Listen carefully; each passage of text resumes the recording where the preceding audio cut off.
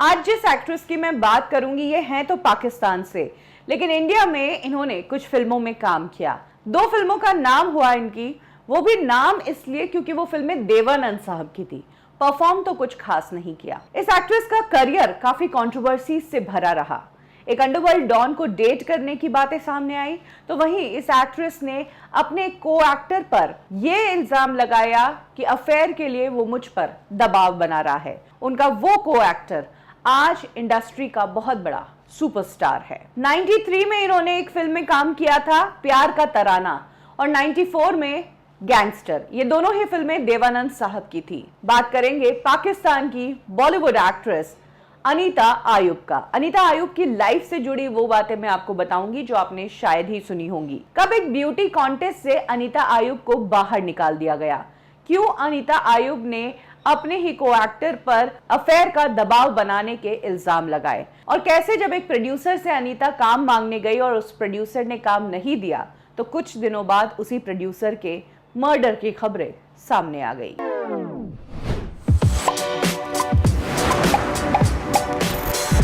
अनीता पाकिस्तान में ही पली बड़ी है। 89 में उन्होंने पाकिस्तान की तरफ से ब्यूटी कॉन्टेस्ट में पार्टिसिपेट किया था। मनीला में ये कॉन्टेस्ट था। क्वेश्चन आंसर राउंड के दौरान उन्हें जब मुस्लिम आदमियों की मल्टीपल मैरिज के बारे में पूछा गया, तब उन्होंने जवाब दिया कि मुस्लिम आदमियों को ही क्यों, मुस्लिम औरतों को भी 4-4 शादियां करने की परमिशन देनी चाहिए। पाकिस्तान में उनके इस स्टेटमेंट को लेकर बहुत बड़ा बवाल हुआ, जिसके बाद उन पर प्रेशर बना और उन्हें इस कॉन्टेस्ट से निकाल दिया गया। वो कॉन्टेस्ट नहीं लड़ पाई और उन्हें पाकिस्तान लौट आना पड़ा। पाकिस्तान में रहने के दौरान उन्होंने कुछ पाकिस्तानी टीवी सीरियल्स में काम किया और इस दौरान उनके अफेयर्स की काफी खबरें थी और पाकिस्तान मीडिया ने उनकी ये छवि बना रखी थी कि इनके काफी रिलेशनशिप्स होते ही रहते हैं और फिल्म्स भी चलते ही रहते हैं। ऐसे में ईयर 91-92 के दौरान अनीता इंडिया आई। तब पाकिस्तान की काफी एक्ट्रेसेस इंडिया में काम कर रही थी। ज़ेबा बख्तियार काफी पॉपुलर हुई थी और तभी अनीता भी हिंदी फिल्मों में ट्राई कर रही थी।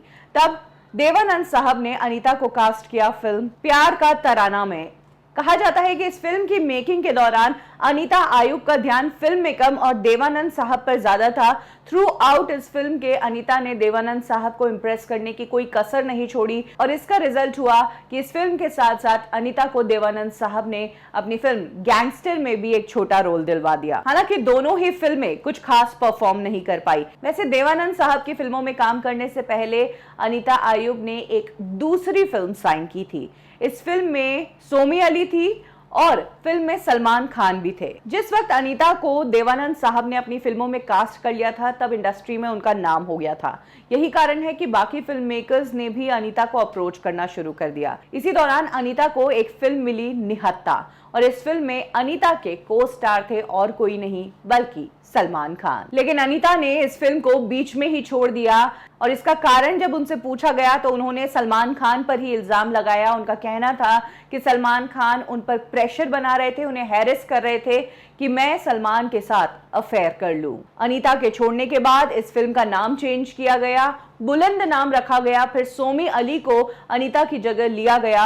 हालांकि बुलंद फिल्म की 80% शूट कंप्लीट हो गई, लेकिन प्रोड्यूसर को हार्ट अटैक आने की वजह से ये फिल्म कभी पूरी नहीं हो पाई और ये फिल्म कभी रिलीज ही नहीं हुई। 93 के आसपास अनीता का नाम दाऊद इब्राहिम के साथ भी जुड़ा था। उस वक्त दाऊद इब्राहिम ने मुंबई में बॉम्ब ब्लास्ट भी करवाया था और तब दाऊद का टेरर पूरी फिल्म इंडस्ट्री में था। इधर अनीता की अगर बात करें तो वो फिल्म इंडस्ट्री में और काम मांग रही थी, लेकिन उन्हें कुछ खास काम मिल नहीं रहा था। तभी अनीता जावेद सिद्दीकी करके एक प्रोड्यूसर थे, उनके पास काम मांगने गई और उनसे कहा कि आप मुझे अपनी फिल्म में ले लो। तब जावेद सिद्दीकी ने उन्हें जवाब दिया कि मेरे पास अभी तुम्हारे लिए कोई काम नहीं है। शायद यही उनकी गलती थी कि अनीता आयुब ने ये बात दाऊद इब्राहिम को कह दी और कुछ दिनों बाद पता चला कि जावेद सिद्दीकी का मर्डर हो चुका है। कहा जाता है कि तब दाऊद इब्राहिम ने अनीता के लिए काफी प्रोड्यूसर्स को कॉल भी किया था और उनसे कहा था कि अनीता को अपनी फिल्मों में ले लो।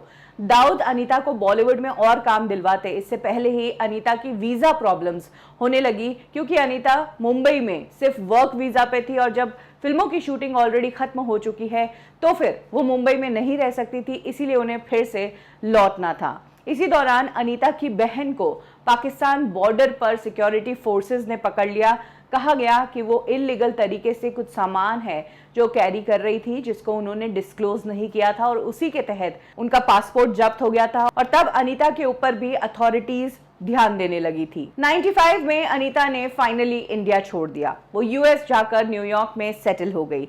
एक्चुअली जिस दौरान अनीता मुंबई में रह रही थी, जिस घर में वो रहती थी, उस घर का एक मालिक था सौमिल पटेल, और सौमिल पटेल के साथ अनीता का अफेयर हो गया। अनीता, जिसके पिछले रिलेशनशिप्स कुछ अच्छे नहीं रहे, उन्हें धोखा मिला या उन्हें खराब कहा गया, उन रिलेशनशिप में यहाँ सौमिल उनकी बहुत रेस्पेक्ट करता था। यही कारण है कि अनीता सौमिल के साथ सब कुछ छोड़कर यूएस उनके साथ सेटल होने को तैयार हो गई। सौमिल के साथ अनीता को एक बेटा हुआ जिसका नाम उन्होंने रखा शहजाद। हालांकि कुछ सालों बाद उनका सौमिल से भी डिवोर्स हो गया, जिसके बाद उन्होंने पाकिस्तानी बिजनेसमैन सुबक मस्जिद से शादी करी।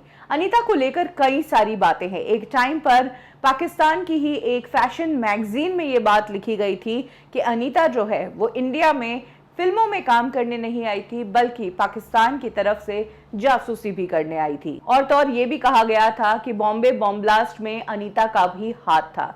कुछ इस तरह की बातें अनीता को लेकर सामने आई थी, लेकिन ये सब बातें तब आई जब अनीता इंडिया, बॉलीवुड इंडस्ट्री और पाकिस्तान सब कुछ छोड़कर बाहर ही सेटल हो गई। आज अनीता गुमनामी में है। वो इस ग्लैमरस लाइफ से दूर जिंदगी बिता रही है। पाकिस्तान मीडिया में कई बार उनकी बातें होती है कि उन्हें टीवी सीरियल्स ऑफर हो रहे हैं या वो कम बैक कर सकती है, लेकिन अभी तक उन्होंने ऐसा कुछ किया नहीं है। हमारी बॉलीवुड इंडस्ट्री की कई एक्ट्रेसेस हैं जिनका करियर इस अंडरवर्ल्ड के चक्कर में ही खत्म हुआ, फिर चाहे मंदाकिनी हो या फिर ममता कुलकर्णी हो। मंदाकिनी कहाँ है, वो मीडिया में क्यों नहीं आती है, वो सोशल मीडिया पर क्यों एक्टिव नहीं है? इतनी खूबसूरत होने के बावजूद, इतनी फैन फॉलोइंग होने के बावजूद, ये एक बहुत बड़ा सवाल है। वहीं अगर बात करें ममता कुलकर्णी की, तो ड्रग्स और अंडरवर्ल्ड के चक्कर में ममता ऐसी फंसी कि केन्या से वापस इंडिया आने के लिए तरस गई और अब ममता एक सन्यासी बन गई है और उन्होंने रिक्वेस्ट की है कि उनके ऊपर लगे सभी इल्जामों को हटा दिया जाए, क्योंकि अब वो सन्यासी है, पिछला सब कुछ भुला चुकी है। बॉलीवुड इंडस्ट्री में काम करने के दौरान कई तरह के लोगों से मुलाकात होती है। ऐसे में लोगों की पहचान करना एक बहुत बड़ा टैलेंट होता है और जहां पर लोग इस टैलेंट में चूक जाते हैं, उनके करियर कुछ इस तरीके से खत्म होते हैं। कब, क्यों और कैसे में अभी के लिए बस इतना ही। फिर मिलेंगे बॉलीवुड की एक और स्टोरी के साथ। लाइक करें हमारा फेसबुक पेज बॉलीवुड ठिकाना, फॉलो करें हमें इंस्टा पे और सब्सक्राइब करें हमारा यूट्यूब चैनल बॉलीवुड ठिकाना।